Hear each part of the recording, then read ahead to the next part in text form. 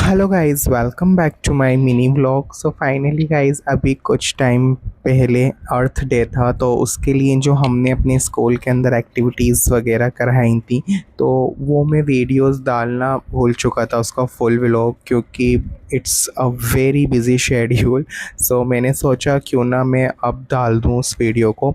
सो सबसे पहले मैंने उन बच्चों को इंट्रोडक्शंस दिया था अर्थ डे के बारे में कि एक्चुअली अर्थ को हम किस टाइप से सेव कर सकते हैं, वाटर कैसे सेव कर सकते हैं, और हम ही हैं जो अर्थ को इफ़ेक्ट कर रहे हैं। फिर उसके बाद में बच्चों ने यहाँ पर अपनी आर्ट एंड क्राफ्ट स्टार्ट कर दी। आई थिंक मुझे ऐसा लगता है कि नॉलेज डिपेंड करती है, डिग्रीज़ डिपेंड नहीं करती हैं।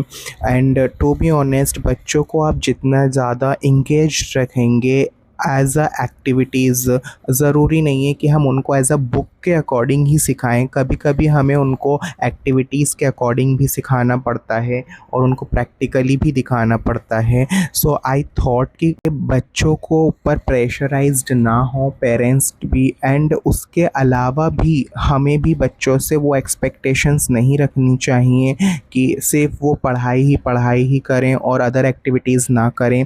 इस चीज़ के ऊपर सीमा मैम ने काफ़ी अच्छे से बच्चों को आज इंट्रोडक्शंस दिया था।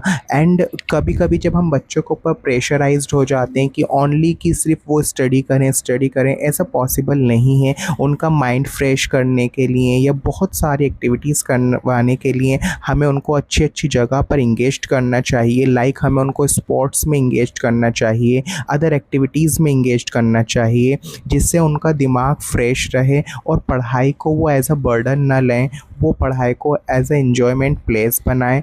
और उसके बाद में आज जब मैंने बच्चों को ये एक्टिविटी का मौका दिया, टू बी ऑनेस्ट गाइज, बच्चों ने ये प्रूव कर दिखाया कि वो हर चीज़ कर सकते हैं, बट उनको एक बार मौका मिलना चाहिए। इधर हमारी बड़ी क्लास की एक्टिविटीज़ भी कंप्लीट हो चुकी थी और बहुत सुंदर सुंदर इन्होंने ड्राइंग्स कंप्लीट की थी अपनी। एंड उसके बाद फिर हम जा चुके थे प्राइमरी क्लास में, जहाँ पर प्राइमरी क्लास में हमने जो है टीचर्स की हेल्प से बच्चों को एक्टिविटीज़ कराई थी। एंड टू बी ऑनेस्ट, बच्चों ने इस मोमेंट्स को काफ़ी इन्जॉय किया और हमें काफ़ी मज़ा आया था बच्चों के साथ में। एंड मैं यही कहूँगा कि प्लीज़ अपने बच्चों को अच्छे से अच्छी एजुकेशन दें, एंड उसके साथ साथ उनको अच्छी अच्छी स्किल्स भी सिखाएं और उन्हों को इंगेज करें जिस चीज़ में वो चाहते हैं। उनके ऊपर किसी भी तरीके का प्रेशराइज्ड ना रखें और उनको नई नई स्किल्स सीखने का अवसर दिया जाए। और जितना बच्चा इंगेज रहेगा, जितना बच्चा पढ़ाई में अपनी एक्स्ट्रा करिकुलर एक्टिविटीज़ के अंदर इंगेज रहेगा, बच्चा उतना ही डेवलप करता है। और डिग्रीज़ तो सबके पास होती हैं, आई थिंक मुझे ऐसा लगता है, बट स्किल्स का होना और एक अपनी नई पहचान बनाना वो बहुत मुश्किल होता है। जब बच्चों की आर्ट एंड क्राफ्ट कंप्लीट हो चुकी थी, फिर मैंने बच्चों को दोबारा से एक्सप्लेन किया था कि आप अपनी अर्थ को किस तरह से सेव कर सकते हैं आने वाली जनरेशन के लिए, या जो हमारे आने वाली जनरेशन है हम उनके लिए वाटर को कैसे सेव कर सकते हैं।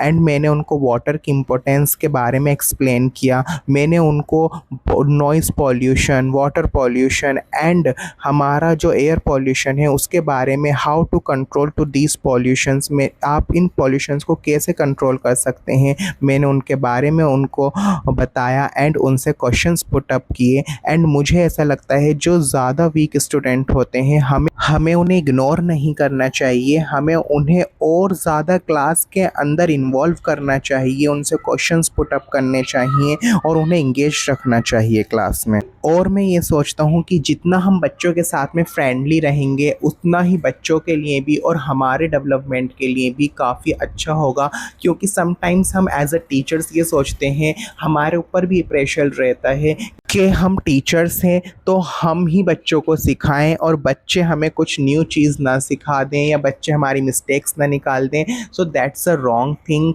क्योंकि गाइज ये भी एक बहुत ज़्यादा जनरेशन का डिफरेंस होता है, या आप बोल सकते हैं ये एज डिफरेंस हो सकता है। सो हमें बच्चों को इस टाइप से ही स्टडी कराना चाहिए जैसे वो स्टडी करना चाहते हैं। उनकी स्किल्स के ऊपर भी काम करना चाहिए, एंड बेसिक स्किल्स तो उनकी हमें स्कूल के अंदर अंदर ही इम्प्रूव कर देनी चाहिए, जो कि वो उस चीज़ से डर रहे हैं उनके डर को निकाल कर बाहर फेंक दें और वो एक अच्छे इंसान तो बन पाएँ एटलीस्ट। इधर यहाँ पर इनकी सारी एक्टिविटीज़ कंप्लीट हो चुकी थी और बच्चों के चेहरे पर जो स्माइल थी, ओ माय गॉड।